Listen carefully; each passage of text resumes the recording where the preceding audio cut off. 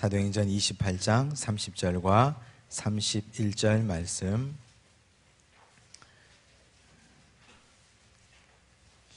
하나님 우리에게 주신 말씀을 함께 읽겠습니다. 바울이 온 이태를 자기 셋집에 머물면서 자기에게 오는 사람을 다 영접하고 하나님의 나라를 전파하며 주 예수 그리스도에 관한 모든 것을 담대하게 거침없이 가르치더라. 아멘. 우리 오늘은 사도행전 20장을 펴시고 지난주에 이어서 함께 3차 전도여행 말미를 보도록 하겠습니다. 사도행전 20장을 보시면 지난주에 고린도 후서도 살펴봤고 그리고 로마서도 보았습니다. 기억이 나실는지 모르겠습니다. 사도행전 20장 보시면 20장 1절을 보시면 소요가 그침에 바울은 제자들을 불러 권한 후에 작별하고 마게도냐로 가니라. 여기서 마게도냐로 갔다는 것은 바울이 빌립보로 갔다 말씀드렸고, 그리고 그 빌립보에서 바울은 고린도 후서를 기록해서 편지를 줬습니다. 고린도 교회에 여러 문제가 있었는데 빌립보에서 오해가 풀렸음에 감격하고 감사하면서 편지를 써서 기쁨 가운데 편지를 주었습니다. 2절에 그 지방으로 다녀가며 여러 말로 제자들에게 권하고 헬라에 이르러, 여기서 헬라는 고린도라 그랬죠. 고린도에서는 바울이 로마서를 써서 편지를 보냈습니다. 그리고 나서 3절에 거기 석 달 동안 있다가 배 타고 수리아로 가고자 할 때, 여기서 수리아는 어딜까요? 그렇죠, 수리아 안디옥입니다. 수리아 안디옥으로 간다는 말은 이제 선교여행을 마무리한다는 말이죠. 수리아 안디옥이 선교여행의 첫 출발점이었으니까 수리아 안디옥으로 다시 돌아간다는 말은 3차 전도여행을 끝내겠다 하는 말입니다. 그렇다면 바울은 지금 수리아 안디옥으로 가기 전에 한 군데를 반드시 들려야 됩니다. 어디를? 예루살렘. 예루살렘에 왜 가야 됩니까? 연보 다 거둔 거 그거 전달하러 가야 됩니다. 그런데 연보 거둔 걸 전달하러 가려고 하는데 바울에게 여러 가지 걱정거리, 염려거리들이 있습니다. 성령께서 자꾸 바울에게 이런 저런 환상을 보여주시고 말씀을 하시는 것이 들리고 보입니다. 자, 20장 17절 보십시오. 20장 16절부터요. 바울이 아시아에서 지체하지 않기 위하여 에베소를 지나 배 타고 가기로 작정하였으니 이는 될 수 있는 대로 오순절 안에 어디에 이르려고? 예루살렘에 이르려고. 예루살렘에 거둔 연보를 전달하기 위해서 예루살렘에 이르려고 급히 가미러라. 바울이 밀레도에서 사람을 어디로 보냈습니까? 에베소로 보내어 교회 장로들을 청했습니다. 지도를 보겠습니다. 5번 지도입니다. 5번 지도. 5번 지도 보시면 바울의 3차 전도 여행 지도죠. 5번 지도 찾으셨습니까? 네, 5번 지도에서 어디를 찾으시느냐? 에베소를 찾으십시오. 우리 에베소는 여러 번 찾았으니까 금방 찾겠죠? 예, 옆 사람에게 찾아보라고 하세요. 에베소. 에베소 찾으셨죠? 자, 그리고 에베소에서 바로 아래쪽에 보면, 오른쪽으로 비스듬히 아래쪽에 보면 밀레도가 보입니다. 보이세요? 예, 밀레도에서 바울이 지금 일이 벌어지고 있는 거죠. 밀레도에서 사람을 에베소로 보냈습니다. 바로 밀레도 위에 에베소가 있죠? 이 에베소에 보내서 장로들을 다 불러 모았습니다. 교회 리더들이죠. 장로들을 다 불렀습니다. 왜 불렀을까요? 바울이 정말 사랑했던 교회가 에베소 교회 아닙니까? 2차 전도 여행 때 가려고 했는데 성령께서 막으시고 못 가게 해서 바울이 유럽으로 갔잖아요. 그리고 3차 전도 여행 때는 여기를 가려고 먼저 브리스길라 아굴라를 떨어뜨려 놓고 여기서 개척하라고 하고, 브리스길라 아굴라가 개척한 걸 보고 가서 그곳에서 매일같이 날마다 두란노 성원에서 말씀을 전하고 가르쳤습니다. 에베소에는 바울이 뜨거운 마음이 있어요. 그래서 이제는 여기를 거쳐가면 다시는 에베소에 못 올 것 같은 느낌이 든 거죠. 다시는 에베소에 못 올 것 같다는 느낌입니다. 그래서 바울이 밀레도에서 교회 장로들을 불렀습니다. 얼굴이나 한번 보자, 마지막으로. 자, 이제 밀레도에서 에베소 교회 장로들을 불러놓고 청하고 하는 얘기들입니다.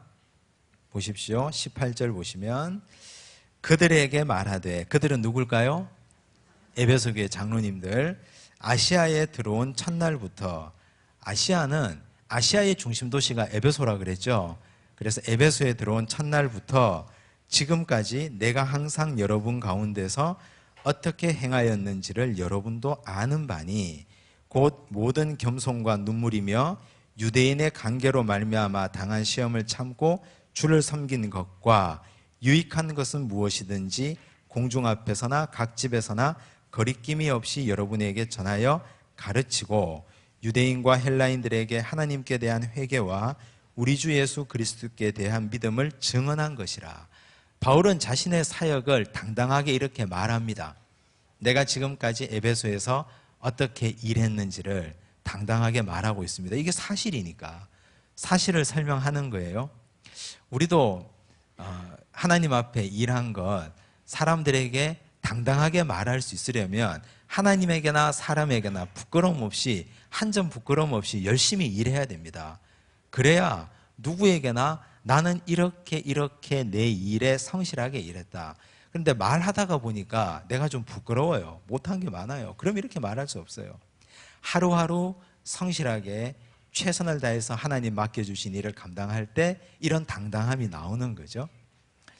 22절 보십시오. 보라, 이제 나는 성령에 매여 어디로 갑니까? 예루살렘에 연보 전달하러 가죠. 그런데 거기서 무슨 일을 당하는지 알지 못하노라. 23절, 오직 성령이 각 성에서 내게 증언하여, 성령이 자꾸 말씀하는 거예요. 어떤 일이 있을 거라고? 결박과 환란이 나를 기다린다 하시나. 너 예루살렘에 가면 체포당할 거야. 왜? 바울은 예수를 전하니까요. 예수님은 지금까지 복권이 안 된 정치범입니다. 예수님의 십자가상의 명패 이름이 뭡니까? 유대인의 왕 나사렛 예수예요.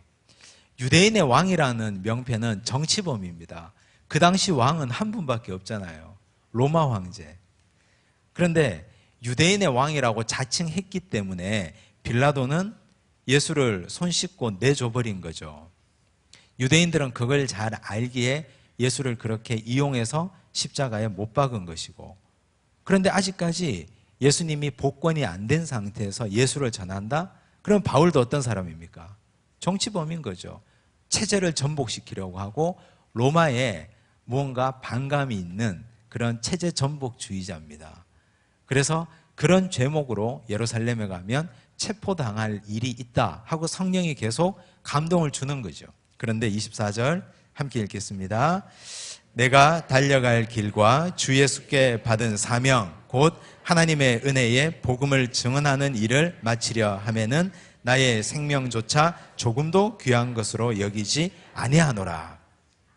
이 말씀이 바울의 인생 요절이에요.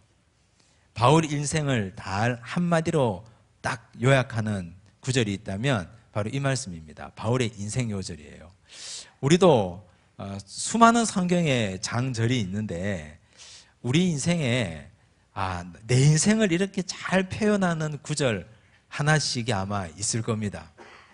시간이 지나면서 40대, 50대, 60대 오래 살면 살수록 내 인생은 이 한 절로 나는 요약할 수 있다. 이 인생 요절을 한번 찾아보십시오. 성경을 읽으시다가 바울의 인생을 요약할 수 있는 이 인생 요절입니다. 그래서 바울은 이런 이야기를 장로들과 함께 나눕니다. 그리고 나서 31절 보십시오. 그러므로 여러분이 일깨어 내가 3년이나 어디에서 3년이나요? 에베소 교회에서 3년이나 밤낮 쉬지 않고 눈물로 각 사람을 훈계하던 것을 기억하라. 바울이 에베소에서 3년을 사역했다고 하는데 이건 바울 일생에서 굉장히 많은 시간을 거기에다가 둔 것이죠. 지금 내가 여러분을 주와 및 그 은혜의 말씀에 부탁하노니 그 말씀이 여러분을 능히 든든히 세우사 거룩하게 하심을 입은 모든 자 가운데 기업이 있게 하시리라. 36절 보십시오. 이 말을 한 후 무릎을 꿇고 그 모든 사람들과 함께 기도하니 다 크게 울며 바울의 목을 안고 입을 맞추고 다시 그 얼굴을 보지 못하리라 한 말로 말미암아 더욱 근심하고 배에까지 그를 전송하니라. 바울과 에베소 교회 성도들의 마지막 이별입니다. 이렇게 해서 바울은 에베소 교회와 이별을 하고 밀레도에서 배를 타고 지도를 보다시피 이런 여정을 거쳐서 어디로 내려갑니까? 예루살렘까지 가죠. 예루살렘에서 어떤 일을 당할까요? 체포당합니다. 보십시다. 자, 21장 보십시오. 사도행전 21장 21절 보시면 바울의 죄목이 이제 나옵니다. 네가 이방에 있는 모든 유대인을 가르치되 모세를 배반하고 아들들에게 할례를 행하지 말고 또 관습을 지키지 말라 한다 함을 그들이 들었도다. 유대인들이 바울에게 이런 악감정을 가지고 있었습니다. 그래서 바울이 오니까 저 바울은 정치범으로 십자가에 달려 죽은 예수를 추종하는 사람입니다 하고 관에다가 고발을 한 것이죠. 그래서 바울은 체포당합니다. 자, 보십시오. 30절 온 성이 소동하여 백성이 달려와 모여 바울을 잡아 성전 밖으로 끌고 나가니 문들이 곧 닫히더라. 33절 이에 천부장이 가까이 가서 바울을 잡아 두 쇠사슬로 결박하라 명하고 그가 누구이며 그가 무슨 일을 하였느냐 물으니 35절 36절 바울이 청대에 이를 때에 무리의 폭행으로 말미암아 군사들에게 들려가니 이는 백성의 무리가 그를 없이 하자고 외치며 따라가미러라. 바울이 이제 체포당한 거죠. 체포당한 바울입니다. 22장 보십시오. 바울이 그런데 체포당해서도 입을 가만히 둘까요? 바울의 입은 잠시도 가만히 있지 않습니다. 그냥 어떤 일이 있어도 입은 살아있으니까 바울은 그 입으로 계속 찬양하고 기도하고 또 자기 간증하고 잠시도 가만히 있지 않아요. 입에 재갈을 물리지 않는 한 계속 뭔가를 말을 합니다. 22장도 보십시오. 1절에 부형들아 내가 지금 여러분 앞에서 변명하는 말을 들어라. 자기 변호를 자기가 하는 거예요. 바울이. 국선 변호사가 바울에게 붙겠습니까? 안 붙죠. 자기가 자기 변명을 하는 겁니다. 자, 2절 그들이 그가 히브리 말로 말함을 듣고 더욱 조용한지라 이어 이르되 자, 3절 보시면 나는 유대인으로 길리기아 다소에서 났고 바울의 간증이에요. 우리가 간증문의 모형을 이 사도행전 22장에서 찾을 수 있는데 간증을 할 때는 자기를 이야기하는 겁니다. 나는 어떠하고 나는 어떻게 자랐고 나는 어떤 신앙의 배경을 가지고 있다. 나는 4절에 보니까 내가 이 돌을 박해하여 7절 내가 땅에 엎드려져 들으니 8절 내가 대답하되 이렇게 나오죠. 10절 내가 이르되 주님 무엇을 하리이까. 바울이 아직까지 주님을 만나기 전 만나고 난 과정이에요. 그런데 간증은 항상 뭐가 있어야 되냐면 비포가 있고 애프터가 있어야 됩니다. 성형외과에서 한 사람을 두고 수술 전, 수술 후 이렇게 사진이 있잖아요. 간증이 이런 거예요.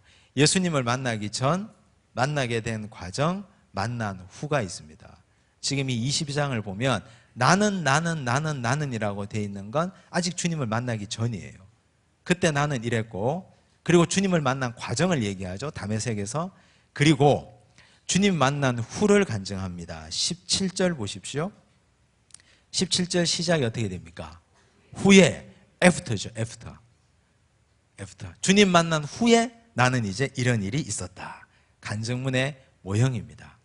앞으로 우리가 혹시 간증을 할 일이 있으면 간증이란 별게 아니에요. 내가 예수님 만나기 전, 예수님 만나고 난 후. 인생 간증은 그런 것이고요. 삶의 간증은 이런 거죠. 지난 주일날 우리가 예배를 드렸습니다. 예배 만나기 전 나는 이랬습니다. 예배를 드릴 때 내 상태는 마음이 뜨거워졌습니다. 애프터, 예배 드리고 난 이후에 나는 이렇게 달라졌습니다. 이게 간증이에요. 그런데 간증이 어렵다고 사람들이 얘기들을 많이 하는데, 그런데 사실은 많은 사람들이 자기 간증을 하고 있습니다. 어떨 때 하고 있느냐? 우리 자매님들, 여성분들이 홈쇼핑을 이렇게 보시다가 홈쇼핑을 보기 전에 이 시청하고 은혜 받으면서 보고 나서 은혜를 깊이 받고 난 이후에 남편 붙들고 막 간증하시잖아요. 겨울에 내가 코트가 없는데 내가 이 TV 프로그램을 보기 전에 나는 이랬고, 보면서 나는 이렇게 감동을 받았고, 나한테 잘 어울릴 것 같고, 보고 나니까 반드시 사야 되겠다는 확신이 생긴다. 이게 자기 간증이에요. 백화점 갔다 와서도 그렇고, 어디 갔다 오고 나서도 그렇고, 누구 친구 만나고 오면 항상 자기 간증을 하시는데, 인생 간증을 자기들은 항상 하시거든요. 근데 이걸 내 신앙의 영역에서 가지고 들어오면 우리는 충분히 간증을 잘 할 수 있습니다. 기도하기 전에 기도하면서 마음이 뜨거워진 기도하고 난 후에 이걸 항상 자기 간증을 하셔야 돼요. 누구에게나. 그래야 말을 하면서 내가 은혜 받고, 말을 하면서 내가 결단합니다. 간증을 어렵게 생각하실 필요 없습니다. 우리는 항상 간증을 하고 듣고 살고 있기 때문에 그렇게 늘 간증을 많이 하시기 바랍니다. 자, 그 다음 23장 보십시오. 23장 보시면 23장 12절 13절에 보면요, 바울에게는 이런 어마무시한 사람들이 있습니다. 날이 새매 유대인들이 당을 지어 맹세하되 바울을 죽이기 전에는 먹지도 아니하고 마시지도 아니하겠다고 이같이 동맹한 자가 몇 명이요? 40여 명이더라. 이런 무시무시한 사람들이 있었어요. 바울이 할례 받지 않아도 구원받을 수 있다고 전했기 때문에 유대인 열성주의자들, 즉 극우주의자들은 바울을 죽이기 전에는 나는 먹지도 않고 마시지도 않고 잠도 자지 않겠다 한 사람들이 많이 있었습니다. 근데 어쨌든 바울은 지금 투옥당했어요. 감옥에 갇혔어요. 감옥에 갇혔는데, 감옥에 갇혀서도 바울을 풀어주질 않아요. 바울을 계속해서 이 높은 데 있는 사람들이 바울을 불러다가 이런 얘기 저런 얘기를 계속 하고 있습니다. 24장 보십시다. 24장 보시면 24장 24절. 자, 벨릭스라는 사람이 나와요. 벨릭스가 누구냐 하면 총독이에요. 우리는 유대인의 총독이라고 하면 누구만 압니까? 빌라도만 아는데, 빌라도는 이미 본국으로 돌아간 것 같아요. 그 후임으로 온 사람이 벨릭스인데, 이 벨릭스가 그 안에 유대 여자 드루실라와 함께 와서 바울을 불러 그리스도 예수 믿는 도를 듣거늘, 뭔가 이 사람이 바울을 풀어줄 것 같다 천만에요. 25절, 바울이 의와 절제와 장차오는 심판을 강론하니 벨릭스가 두려워하여 대답하되 지금은 가라, 내가 틈이 있으면 너를 부르리라 하고, 동시에 또 바울에게서 어떻게 해요? 돈을 받을까 바라는 고로 더 자주 불러 같이 이야기하더라. 뇌물을 줄까봐, 바울이 돈 줄까봐, 이 총독이라는 사람이 불러다가 자꾸 이야기를 하는 거예요. 자꾸 이렇게 힌트도 줬겠죠. 나한테 뭐 좀 줘봐, 나한테 뭐 좀 줘보라니까 이렇게 자꾸 했겠죠. 근데 바울이 연보 걷어가지고 예루살렘 교회에 갖다 줄 돈은 있어도 이렇게 돈 주고 풀려날 돈은 없어요. 이 사람이 천막 깊고 사는 사람이 돈이 어디 있겠습니까? 절대 안 주죠. 27절 보십시오. 이렇게 해서 얼마가 지났어요? 이태가 얼마예요? 2년이에요. 2년. 우리는 성경 읽을 때 이쯤에서 어떻게 읽으셔야 돼요? 한숨을 크게 쉬고 읽으셔야 돼요. 왜냐하면 우리는 남의 인생이라고 너무 쉽게 생각하시는데, 우리가 감옥에 갇혀가지고 이런 세월 2년을 한번 살아보세요. 견딜 수 있겠는지. 우리는 하루도 견디기 힘든데, 내가 답답해서 하나님께 기도하는 그 기도가 응답되지 않으면 단 하루도 참지 못해서 하나님 앞에 떼쓰고 울부짖다가 화내다가 나중에 절망하고 포기하는데, 이분은 감옥에 갇혀서 2년이에요. 2년. 자그마치 2년. 우리가 성경 읽을 때 이런 정도의 시간이 나오면 아휴 하고 한숨을 한 2년어치 한숨을 쉬고 그리고 이렇게 넘어가셔야 됩니다. 공감을 좀 하셔야 돼요. 이태가 지난 후 보르기오 베스도가 총독이 바뀌었네요. 벨릭스의 소임을 이어받으니 벨릭스가 유대인의 마음을 얻고자 하여 바울을 구류하여 두니라. 그냥 잡아둔 거예요. 어떻게 되건 말건 돈도 안 주니까 풀어줄 이유도 없고 그냥 잡아둔 거예요. 그러면 지금 로마에서는 어떤 일이 벌어지고 있었을까요? 로마에는 이미 바울이 로마서를 써서 보냈잖아요. 로마에는 누가 있어요? 지난주에 얘기했죠? 브루스길라와 아굴라가 로마에서 뭐 하고 있습니까? 전도하고 있죠. 이제나 오려나 저제나 오려나 바울 선생님은 언제 오려나. 그런데 감옥에 갇혀서 몇 년요? 2년. 근데 저는 여기서 정말 답답한 것이 예루살렘 교회가 해도 너무한 것 같아요. 왜냐? 바울이 거기에 연보 갖다 주러 갔잖아요. 그러다가 잡힌 거 아니에요. 그 교회 성도가 몇 명입니까? 수많은 성도들이 있는데 어떻게 구명 활동을 했다는 말이 하나도 안 나와요. 그냥 바울 혼자 너 혼자 독박 쓰고 갇혀서 죽든지 말든지 그냥 던져둔 거죠. 그냥. 그러니까 바울은 2년 동안 홀로 외로운 투쟁을 감옥에서 그냥 하는 겁니다. 그냥 2년 동안.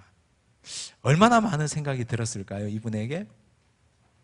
그리고 바울을 기다리고 있는 브리스길라와 아굴라는 그 믿음이 계속해서 뜨거워졌을까요? 아니면 시험에 든 일도 있었을까요? 상상을 한번 해보세요. 나 같으면 정말 하나님이 이제 복음의 역사를 여기서 멈추시나? 여기서 막으시나?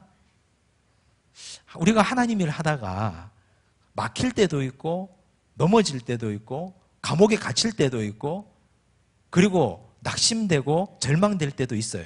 그런데 아무리 둘러보고 아무리 살펴봐도 내가 하나님의 일을 하는 것이 확실하고 이 일이 하나님 보시기에 올바른 일이라면 그건 끝까지 가봐야 됩니다. 절대 중간에 주저앉거나 절대 중간에 낙심하거나 절대 그거 가지고 낭망하실 필요 없습니다. 끝까지 가봐야 돼요. 사탄은 잠깐 공중의 권세 잡은 것처럼 보이지만 절대 끝까지 그 승리를 가져가지 못합니다. 우리에게 잠깐 근심하게 할 수 있어도 영원한 승리는 우리가 붙들고 나가면 우리의 것이라는 거죠. 25장으로 갑니다. 25장 9절. 새로 바뀐 베스도가 유대인의 마음을 얻고자 하여 바울에게 묻습니다. 네가 예루살렘에 올라가서 이 사건에 대하여 내 앞에서 신문을 받겠느냐? 이제 또 불러서 물었어요. 그러니까 바울이 이제 이렇게 얘기합니다. 내가 가이사의 재판 자리 앞에 섰으니, 가이사는 누굽니까? 로마 황제예요. 우리가 이집트의 황제를 바로라고 부르는 것처럼 로마의 황제를 통칭해서 가이사라고 하죠. 가이사의 재판 자리 앞에 섰으니 마땅히 거기서 신문을 받을 것이라 그랬죠. 11절 보시면 11절 중반, 만일 이 사람들이 나를 고발하는 것이 다 사실이 아니면 아무도 나를 그들에게 내줄 수 없나이다. 내가 가이사께 상소하노라 한데 베스도가 배석자들과 상의하고 이르되 네가 가이사에게 상소하였으니 가이사에게 갈 것이라 하니라. 이 말은 바울이 지금 로마 시민권을 가지고 있는 사람이에요. 로마 시민권자예요. 그러니까 나는 로마에 가서 재판받겠다는 거죠. 여기에서 재판받기 싫다. 근데 왜 진작에 이 말을 하지 않았냐? 이 말을 할 수 있도록 재판을 열어주지 않았으니까. 2년이 지나서야, 총독이 바뀌고 나서야 신문을 하니까 배석자들이 다 있고 그 자리에서 얘기하니까 나는 이제 가이사께 상소하노라. 로마로 가서 재판받겠다. 그럼 어떻게 해요? 법에 따라 로마로 보내야죠. 그래서 바울의 로마행이 결정되는 겁니다. 지도 보겠습니다. 6번째 지도. 바울의 로마행입니다.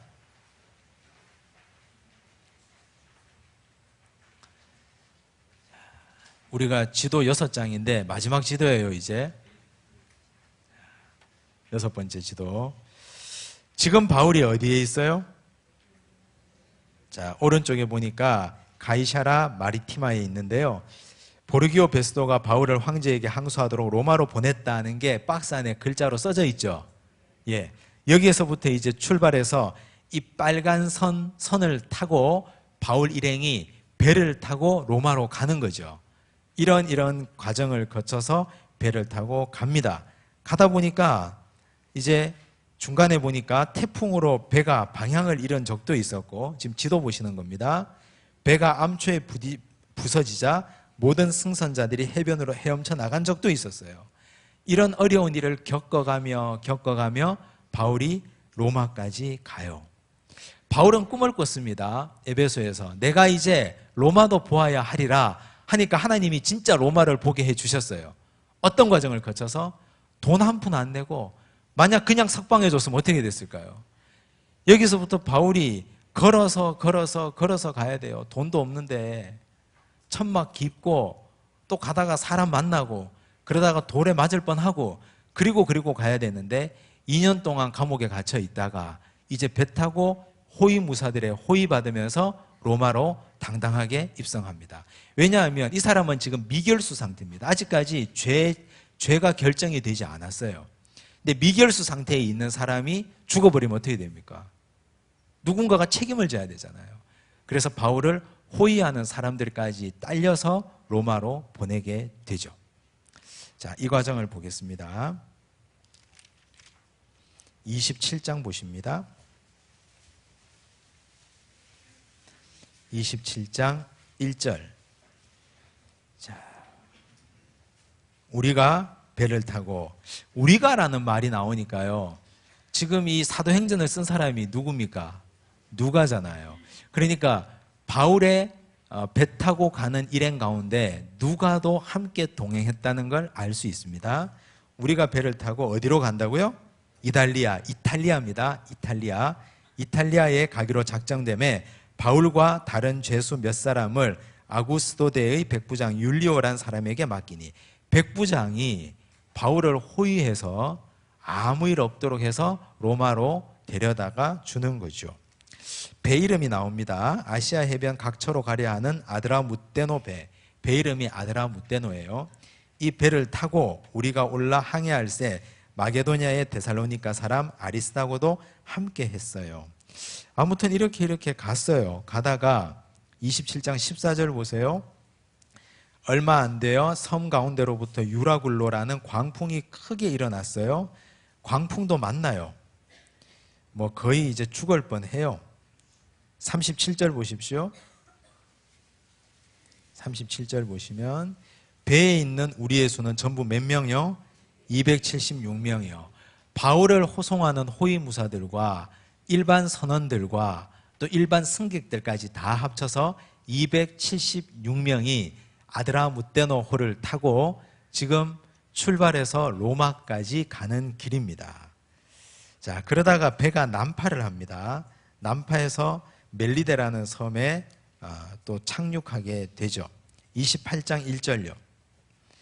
우리가 구조된 후에 안즉 그 섬은 어떤 섬이요? 멜리데라 하더라. 멜리데라는 섬에서 바울이 독사에 물리는 일이 또 벌어져요. 그런데 독사가 바울의 손을 물고 있었는데 툭툭 털어버리죠. 그리고 나서 바울이 죽지도 않아요. 그래서 그 섬 원주민들이 바울이 하늘에서 내려온 사람이라 해서 뭐 떠받들고 하는 일도 또 벌어지죠. 자, 28장 11절 보십시오. 석 달 후에 우리가 그 섬에서 겨울을 난 알렉산드리아 배를 타고, 이제 아드라무떼노 배는 난파했으니까 탈 수가 없잖아요. 자, 알렉산드리아라는 배가 왔어요. 그 배를 타고 떠나니 그 배의 머리 장식은 디오스구로라. 수라구사에 대고 사흘을 있다가 13절 거기서 둘러가서 레기온에 이르러 하루를 지낸 후 남풍이 일어남으로 이튿날 보디올에 이르러. 보디올 보시고요. 지도를 봅니다. 6번 지도입니다. 6번 지도에 이탈리아 찾으십시오. 보이십니까? 이탈리아의 보디올 보입니까? 예, 보디올. 자, 이 보디올에 이르러 14절 거기서 누구를 만났어요? 누구요? 형제들을 만났어요. 이 형제들에 포함되어 있는 사람들이 누굴까요? 누가 마중 나왔을까요?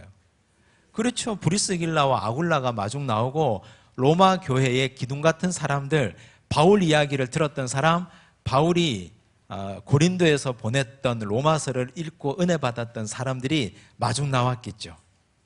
그 사람들이 마중 나와서 눈물로 함께 회유하고 끌어안고 오래 기다렸다 하고 하나님께 찬양하고 뭐 이런저런 일이 벌어졌을 거예요. 그들의 청함을 받아 이래를 함께 머무니라. 그래서 우리는 이와 같이 어디로 갔어요? 로마로 가니라. 16절, 우리가 로마에 들어가니 바울에게는 자기를 지키는 한 군인과 함께 따로 있게 허락하더라. 왜 바울을 지키는 군인이 있을까요? 바울의 신분이 뭡니까 지금? 죄수잖아요. 아직까지 죄목이나 형이 확정되지 않은 미결수예요. 그래서 군인이 계속 따라붙는 겁니다. 자, 그 다음 아까 우리가 읽었던 28장 30절 보십시오. 바울이 온 이태라 그랬습니다. 온 이태. 얼마예요 그러면? 만 2년이에요. 만 2년. 만 2년 동안 로마에서 어디에 머물렀어요? 자기 셋집에 머물렀어요. 왜 셋집이라고 하느냐 하면 2년 동안 바울의 재판이 계속 미적했던 것 같아요. 아직 결정이 안 되니까 이렇게 신문하고 저렇게 신문하고 이렇게 뒤집어보고 저렇게 뒤집어봐도 형이 확정되지 않으니까 2년 동안이나 쉽게 말하면 가택연금 상태로 있었던 거죠. 갇혀있긴 갇혀 있었는데 자기를 지키는 군인들과 함께 있어서 비교적 행동은 자유로운 감옥 상태. 그 상태가 로마 감옥이에요. 그래서 바울은 온 이태를 자기 셋집에 머물면서 자기에게 오는 사람을 다 영접하고, 군인들이 지키긴 하지만 사람들의 출입이 들어가는 사람 이름 적고 나갈 때 이름 적고, 바울이 외출할 때 군인이 따라붙고 들어오는 시간 또 적고, 연금 상태 있잖아요. 정치범들 가택연금 시킬 때 그런 상태예요. 31절, 하나님의 나라를 전파하며 주 예수 그리스도에 관한 모든 것을 담대하게 거침없이 가르치더라. 이때 가택연금 상태에서 만 2년 동안 있으면서 기록한 서신이 옥중서신입니다. 에베소서, 빌립보서, 골로새서, 빌레몬서. 적어놓으세요. 앳빌골몬. 바울이 사도행전 28장 끝에 2년 동안 로마 감옥, 즉 자기 셋집에 머무르면서 오는 사람 가는 사람 다 만나면서 쓴 편지가 에베소서, 빌립보서, 골로새서, 빌레몬서, 이 네 옥중 서신입니다. 하나님의 역사를 보면 참 오묘하고 놀랍죠. 바울은 꿈을 꿨습니다. 에베소에서 하나님, 나는 로마를 봐야 되겠습니다. 로마에 가서 복음을 전하고 싶습니다. 왜냐하면 로마에 갔다가 어디로 가야 된다? 스페인으로 가야 되니까. 나를 스페인에 보내달라. 그리고 편지를 썼어요. 그리고 자기는 주의 일 감당하려고 연보를 다 거두어서 예루살렘에 전하러 갔어요. 감옥에 갇혔어요. 2년 동안 깜빵에 있을 때는 갑갑했죠. 이게 과연 이루어질까? 그런데 자기 돈 한 푼 안 들이고 걸어가지도 않아도 되게 배를 태워가지고 병사들 옆에 다 호위 세워가지고 바울을 이탈리아 반도까지 데려다 줬어요. 그리고 자기가 새방에 돈 한 푼 안 내도 자기를 가택연금 시켜주고 오는 사람 가는 사람 복음 다 전할 수 있게 해주고, 그리고 그곳에서 에베소서, 빌립보서, 골로새서, 빌레몬서까지 다 쓰게 만들어 주었어요. 이것이 하나님의 놀라운 역사예요. 그러면 앳빌골몬 한번 보겠습니다. 세 가지는 하나의 덩어리로 묶여집니다. 뭐가 묶여지냐? 빌레몬서, 빌립보서, 골로새서가 묶여지는데, 그 중에 우리가 먼저 빌레몬서를 한번 보겠습니다. 빌레몬서. 빌레몬서를 펴보십시오. 신앙생활 하면서 빌레몬서 한번 찾아본 적 있으세요? 히브리서 앞에 있습니다. 한 장짜리입니다. 히브리서가 어디 있냐고 물으면 제가 할 말이 없으니까 잘 찾아보세요. 잘. 그래도 신약에서 찾으시는 분은 희망이 있는 분들이에요. 아이고, 구약에서 뒤적거리고 있으면. 찾으셨죠? 자, 빌레몬서입니다. 자, 빌레몬이라는 이 빌레몬서, 우리가 이때까지 바울 서신을 보면 에베소서, 고린도전서, 고린도후서, 로마서, 뭐 데살로니가 전후서 이건 다 무슨 이름이에요? 교회 이름이죠. 교회 이름이에요. 바울이 개척한 교회 이름이요. 그런데 사람 이름도 있습니다. 사람 이름 디모데 전후서 또 디도서 또 이 바울서신요. 바울서신 중에 디모데 전후서, 디도서, 빌레몬서.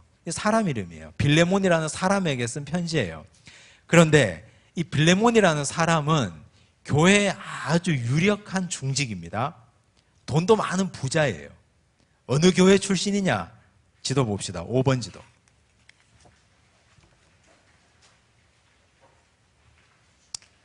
5번 지도. 찾으셨나요? 자, 5번 지도에 보면 아까 우리가 에베소도 찾았고 밀레도도 찾았죠. 자, 거기에서 밀레도에서 오른쪽으로 약 1.5cm만 가보세요. 골로새가 보일 겁니다. 골로새. 잘 안 보여요. 잘 찾아야 돼요. 찾으셨어요? 예, 골로새. 이 골로새가 골로새서의 그 골로새 교회입니다.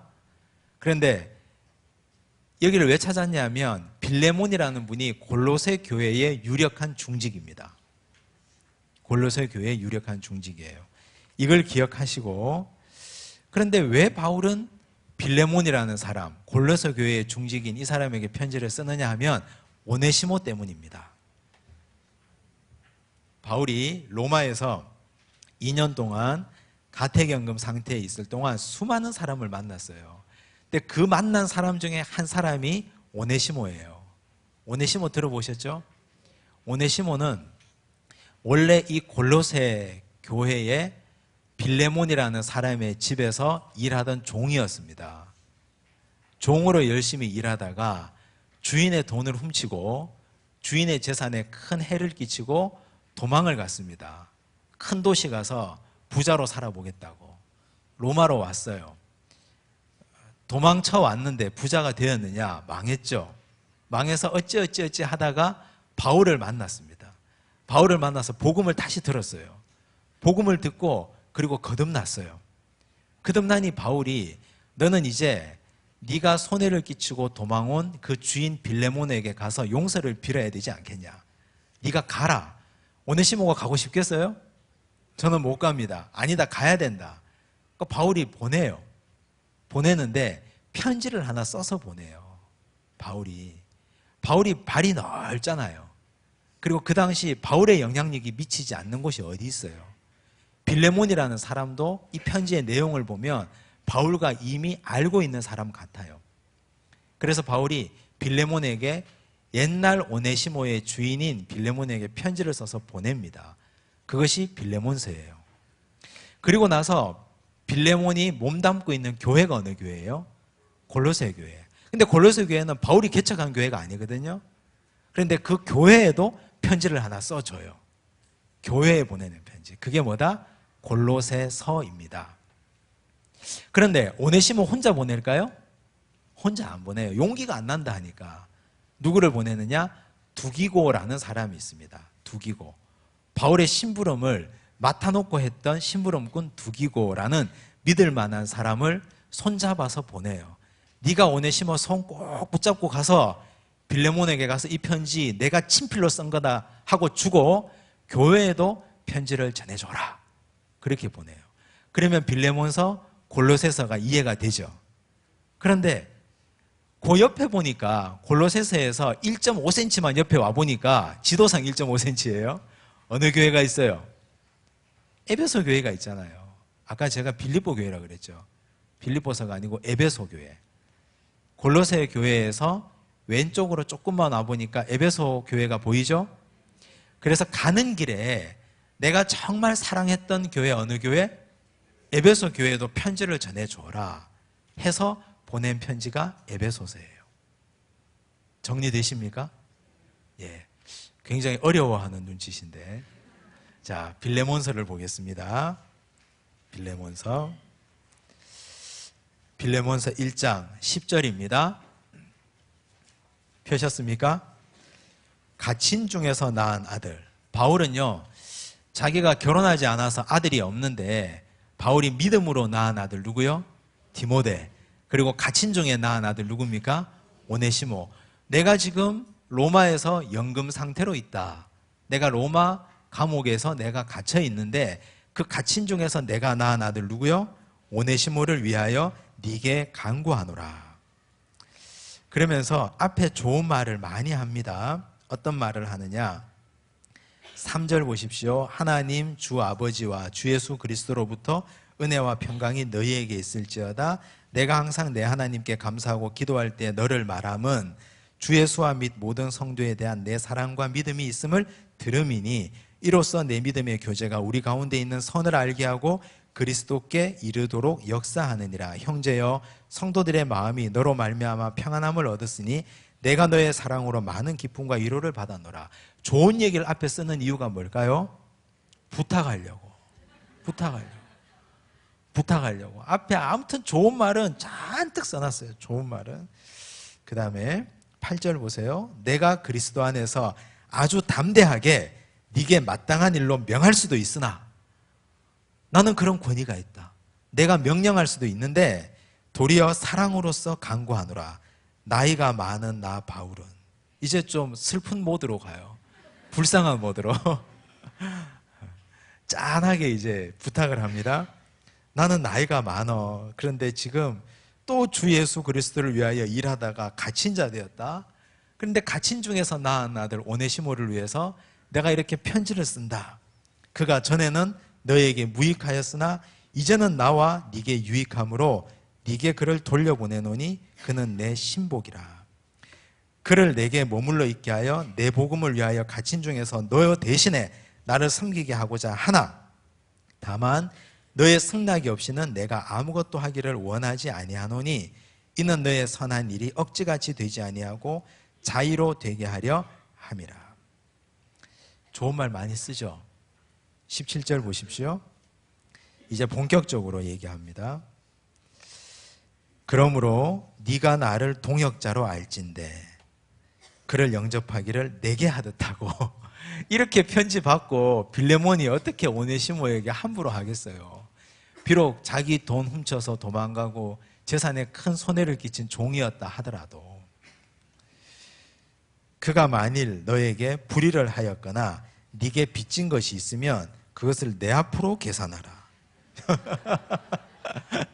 이거 바울이 갚겠다는 말입니까? 안 갚겠다는 말이에요.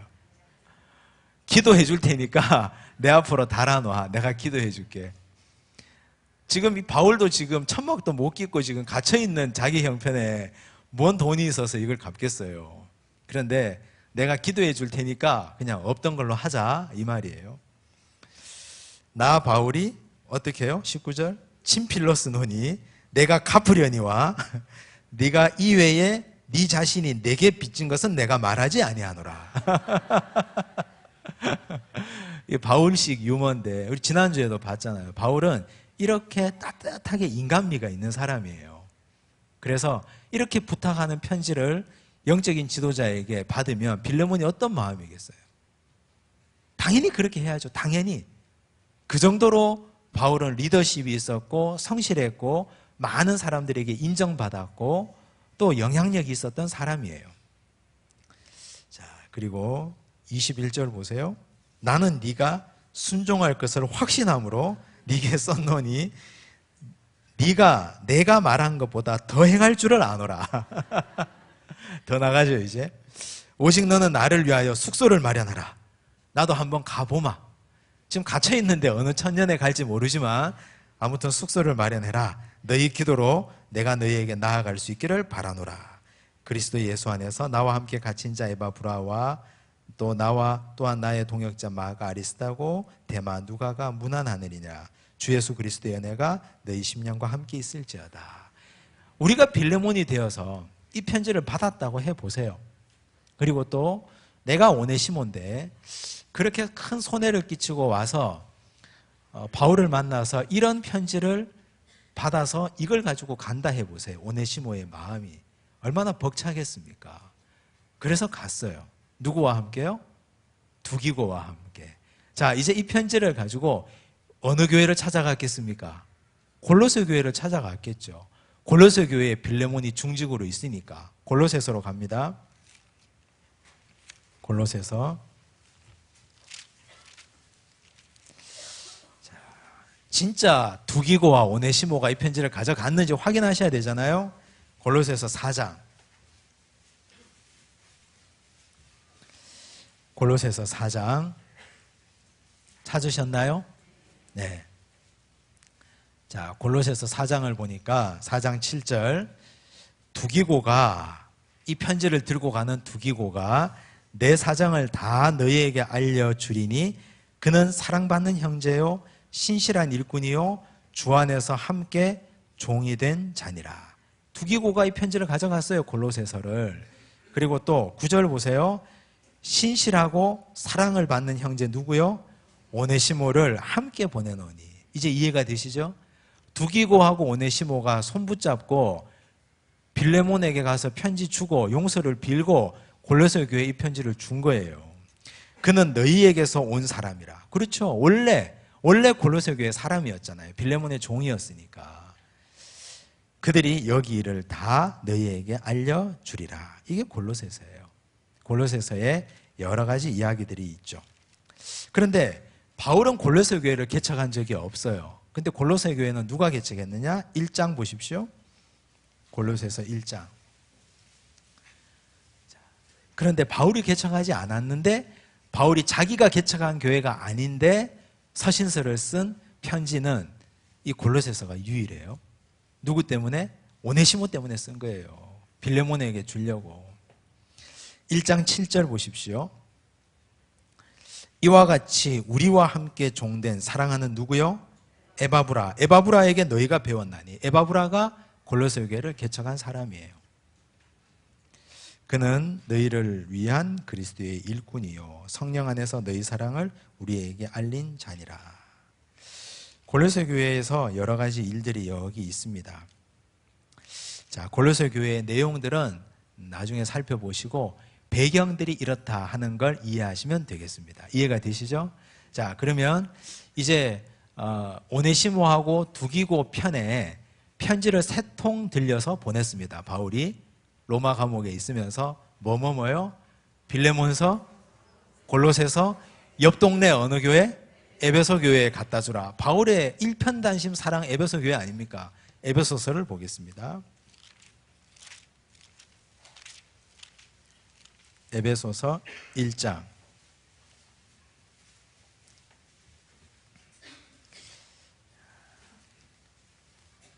(1장 1절) 펴셨나요?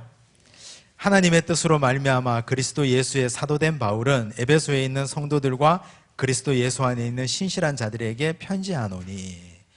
바울은 자기를 항상 이렇게 소개합니다. 사도라고 소개합니다. 우리 지난주에 고린도 교회에서 바울의 사도권을 의심하는 사람들 때문에 바울이 너무너무 서운해한 거 보셨죠? 그래서 바울은 이렇게 얘기합니다. 나는 신학교 나와서 사도된 건 아니고 예수의 그리스도 하나님의 뜻으로 말미암아 그리스도 예수의 사도된 바울. 이렇게 자기 도장을 자기가 찍어버리고 시작을 하죠. 항상 모든 서신서에 보면 바울은 자기의 사도성을 그렇게 표현하고 나타내고 있습니다. 그리고 16절 보십시오. 16절 보시면 1장 16절입니다. 내가 기도할 때에. 이 말은 바울이 에베소 교회를 향한 기도문이에요. 이게 굉장히 중요합니다. 왜 중요하냐면 바울이 너무너무 사랑했던 교회잖아요. 사랑했던 교회고 3년 동안이나 눈물로 양육했던 교회잖아요. 그러니까 바울은 그 교회 성도들의 이름을 다 압니다. 자녀들도 알고 아무개도 알고. 제가 우리 교회 와서 이제 1년도 채 안 됐는데 신방이 거의 다 맞춰져 가는데 거의 다 알겠는데요. 이제 자녀도 알고 관계도 알고 아직 좀 공부해야 되지만 사돈도 알고 그리고 형 동생도 좀 알겠고 그렇게 알겠는데요. 신방해 보니까 형편도 좀 알고 기도 제목도 알고. 그래서 떨어져서 편지를 쓰면 아무개는 잘 있냐, 그때 그렇게 염려하더니 그 일은 잘 풀렸느냐, 그 애는 그때 아프더니 나았느냐, 그 둘이 사귀더니 결혼했냐, 뭐 이런 거 묻고 싶지 않겠어요? 지금 그걸 기도한다 하지 않겠어요? 근데 바울은 그런 기도하지 않아요. 바울의 기도를 보시면 내가 기도할 때 기억하며 너희로 말미암아 감사하기를 그치지 아니하고. 먼저 감사기도부터 합니다. 성도들 한 사람 한 사람을 놓고 보면 하나님께 감사할 게 너무 많은 거죠. 감사기도를 하고 있어요. 우리도 사랑하는 자식들 위해서 기도할 때 자식들 이 일용할 문제들을 위해서도 기도하시지만 보다 더 차원 높은 기도가 필요합니다. 이 기도를 잘 보고 배우셔야 됩니다. 17절 보시면 우리 주 예수 그리스도의 하나님 영광의 아버지께서 지혜와 계시의 영을 너희에게 주사 하나님을 알게 하시고, 지혜와 계시의 영이 있게 해달라고 기도했어요. 뭐 사업 잘 되게 해달라, 그리고 그 가정의 어려움이 빨리 해결되게 해달라, 이런 기도보다 항상 지혜와 계시의 영이 있어서 하나님을 알게 해달라고 바울은 계속 간구하고 있습니다. 사랑하니까, 너무너무 그 교회 성도들을 사랑하니까. 18절 보십시오. 또 그 다음 기도요. 너희 마음의 눈을 밝히사. 마음의 눈이 밝아져야 돼요. 사람은 영, 육이 함께 있는데 육의 눈만 밝아지면 못 써요. 육의 눈만 밝아지면 자꾸만 영은 어두워지거든요. 그래서 정말 하나님의 사람들은 마음의 눈, 영의 눈이 밝아져야 보지 못하는 것을 보게 됩니다. 그리고 봐야 될 것을 보게 돼요. 그런데 육의 눈이 밝아지면 사람이 합리적이긴 한데 인간미가 사라져요. 너무너무 계산적이 됩니다. 그리고 영적인 걸 못 보게 되면 사람들이 도전하지도 못하고 나아가지도 못하게 돼요. 이 교회 성도들에게 위에서 기도하는 것, 바울은 마음의 눈이 좀 밝아졌으면 좋겠다. 영적인 눈이 좀 떠졌으면 좋겠다. 그렇게 기도합니다. 첫째, 감사 기도했죠. 두 번째, 지혜와 계시의 영을 주사 하나님을 알게 해달라고 기도했고, 세 번째, 마음의 눈이 밝아지도록 기도했습니다. 그런 기도들이에요. 자, 그리고 또 보시면 2장 보십시오. 2장 보시면 2장 13절, 이제는 전에 멀리 있던 너희가 그리스도 예수 안에서 그리스도의 피로 가까워졌느니라. 너희들이 이제 하나가 되었다. 왜요? 에베소 교회에 보면 유대인들도 있고 이방인들도 있고 각종 신분들이 다 섞여 있잖아요. 교회 안에 보면 각자 출신 성분이 다 달라요. 교회처럼 다양한 집단이 어디 있을까요? 우리 교회 고향이 다 다르잖아요. 사람들이 성별이 다르고 내가 배운 정도가 다 다르고 또 내 가치관이 다 달라요. 지지하는 정당도 다 다르고 전부 다 달라요. 에베소 교회도 다 마찬가지였어요. 그런데 바울이 바라는 건 이런 거죠. 그리스도의 피로 가까워졌다. 예수의 피는 어떤 능력이 있느냐? 14절, 그는 우리의 화평이신지라 둘로 하나를 만드사 원수된 것 곧 중간에 막힌 담을 자기 육체로 허시고. 예수께서 담을 허셨습니다. 그런데 너희가 어찌 그 허문 담을 다시 쌓으려고 하겠느냐? 어떤 교회들 보면 저기 저 위쪽에 있는 교회들 보면 뭐 법조 선교회, 법조인 선교회 이런 게 있더라고요. 법조인 선교회 뭐 하는 집단들인지 모르겠는데 별로 좋지 않은 것 같아요. 교회 공동체에서 하나님이 다 허물어 놓으셨는데 그런데 자기들끼리 다시 담을 쌓아요. 그 안에서 다시 세력화하고 다시 담을 쌓습니다. 우리가 요즘 나라가 이렇게 어지러운 이유가 뭡니까? 비선 때문 아닙니까? 비선들 만드는 거 별로 좋지 않은 것 같아요. 교회 공동체 안에서 우리가 서로 하나되지 못할 이유가 뭐가 있습니까? 다 그리스도 안에서 다 하나인데 하나 되려고 노력하고 애써야 돼요. 자꾸 저 사람은 나하고 다르다, 안 맞다 이렇게 되면 평생 평행선이죠. 예수님은 뭐 마음에 드셔가지고 오셔가지고 죽으셨겠습니까? 뭐 그리 이뻐가지고 내가? 예수 믿는다고 하는 우리가, 예수 닮는 우리가 화평, 예수께서 우리에게 이루어 주신 화평을 우리가 이루며 살아야죠. 내 마음에 들지 않아도 함께 하는 거죠. 아유, 나하고는 맞지 않는다. 영이 맞지 않는다. 영이. 격이 맞지 않는다.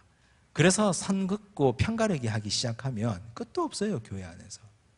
그래서 에베소 교회는 정말 수많은 집단들이 모인 곳이거든요. 바울이 얘기하기를 그리스도가 화평이니 절대 담 쌓고 살지 마라. 하나 되어서 살아라 하는 말을 하고 있습니다. 16절 보십시오. 십자가로 이 둘을 한 몸으로 하나님과 화목하게 하려 하심이라. 원수된 것을 십자가로 소멸하셨습니다. 22절 보십시오. 너희도 성령 안에서 하나님이 거하실 처소가 되기 위하여 그리스도 예수 안에서 함께 지어져 가느니라. 6장 보십시다. 에베소서 6장 보시면 그 유명한 전신갑주가 여기서 나오죠. 전신갑주가 나오는데 14절 보시면 13절 하나님의 전신갑주를 취하라 그랬죠. 전신갑주라 그래놓고 14절 보시면 서서 진리로 너희 허리띠를 띠고, 허리띠 의의 호심경, 심장을 보호하는 놋거울입니다. 평안의 복음이 준비한 것으로 신발이죠. 16절 믿음의 방패, 17절 구원의 투구. 이까지는 다 방어용 호신용 무기예요. 이것만 가지고 있어가지고는 칼 한 번 휘두를 수도 없어요. 악당들이 자꾸 화살을 쏘는데. 유일한 공격용 무기가 있는데 그게 뭡니까? 성령의 검이에요. 근데 성령의 검을 뭐라고 표현했습니까? 하나님의 말씀이에요. 하나님의 말씀을 어떻게 하라? 가지라, 취하라. 하나님의 말씀을 취하셔야 됩니다. 가지셔야 돼요. 그 하나님의 말씀을 내 입에 넣고 내 가슴에 새기고 내 손에 들고 있어야 됩니다. 그래야 악한 사탄이 올 때 검을 빼서 휘두를 수 있어요. 검을 빼려고 하는데 녹이 슬어서 칼집에서 빠지지 않으면 나는 이거 왜 안 빠지지 하다가 칼 맞아 죽어요. 사탄이 휘두르는 칼에. 우리가 내년에 우리 교회 창립 60주년이라서 필수 성경 암송 구절 69절을 다 뽑아놨습니다. 지금 다 뽑아놨어요. 지금 내년 1월 2일 새벽기도 때부터 한 장씩 나눠드릴 거예요. 그래서 69절을 매일 새벽기도마다 나눠드리면 일주일에 월화수목금 5일이니까 12주죠, 그죠? 예, 12주 걸리면 다 받습니다. 석 달 동안 나오시면 빠지지 않고 다 받을 수 있는데 뭐 특별 새벽기도를 제가 말하는 게 아니에요. 그걸 다 받고 싶으시면 나오시면 되고, 아니면 하나라도 빠지면 찝찝하잖아요. 이게 찝찝하잖아요. 사면 됩니다. 그냥 나중에 돈 내고 사시면 되고, 새벽에 오시는 분들은 저 밖에서 우리 목사님들이 나눠드릴 테니까 받으시면 됩니다. 그래서 1년 동안 우리가 60주년이니까 69절을 다 외우셔야 돼요. 전부 60개의 성령의 검을 우리가 가지는 겁니다. 60개의 성령의 검. 그 중에는 장검도 있고 단검도 있고 활도 있고 다 외우셔야 돼요. 전부 다. 9월 마지막 주에 시험 볼 거예요. 다 시험 볼 겁니다. 성경 암송 시험을 볼 테니까 다 외우셔요. 하나 외우면 10개 까먹어도 그래도 외우세요. 그래도 외워야 됩니다. 그래도 또 외우고 또 외우고 또 외우고 열심히 외우십시오. 성령의 검을 가지라 그랬으니까 가져야 될 거 아니에요. 우리가 왜 말씀대로 안 삽니까? 가지라 그랬는데 왜 자꾸 버립니까? 나이 핑계대고 기억력 핑계대고 그러지 마세요. 자꾸 하셔요. 저는 우리 이병우 장로님이 다 외울 줄로 믿습니다. 우리 장로님 외우시면 다른 분들은 핑계하시면 안 돼요. 다 외우시고 다 가지셔야 됩니다. 에베소서는 그런 책입니다.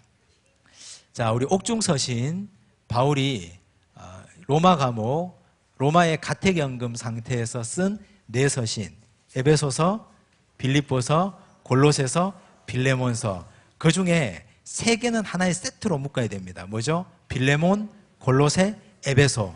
빌립보서는 오늘 다루지 않았어요. 다음 주에 할 텐데 이렇게 하고 사도행전이 끝을 내립니다. 막이 내리죠. 이제 다음 주에는 빌립보서와 사도행전 그 이후에 디모데 전후서, 디도서를 함께 보도록 하겠습니다. 기도하겠습니다. 하나님 감사합니다. 바울의 복음의 열정과 하나님께서 이루시는 그 모습을 우리가 보았습니다. 바울은 로마도 보아야 하리라 기도하고 꿈을 꾸고 성령께서는 그 일을 이루어 가시는 놀라운 역사를 우리가 봅니다. 하나님, 우리에게도 이런 열정과 은총이 있게 하여 주시옵소서. 우리가 사랑하는 자들을 위하여 기도할 때 깊은 기도, 영적인 기도 드릴 수 있도록 주님 인도하여 주시옵소서. 갇힌 중에 낳은 아들 오네시모를 위하여 이렇게 간구하며 편지 쓰고 기도하는 바울의 영혼 사랑하는 마음도 우리가 배우게 하여 주옵소서. 우리 가정에 평안도 주시고 행복도 주시고 말씀을 가지며 하나님께서 성령의 검, 하나님의 말씀을 가지라고 하셨사오니 노력하고 분투하고 투쟁해서 이 말씀을 우리 입에 우리 가슴에 새기며 간직하며 가지게 하여 주옵소서. 예수님 이름으로 기도드리옵나이다. 아멘.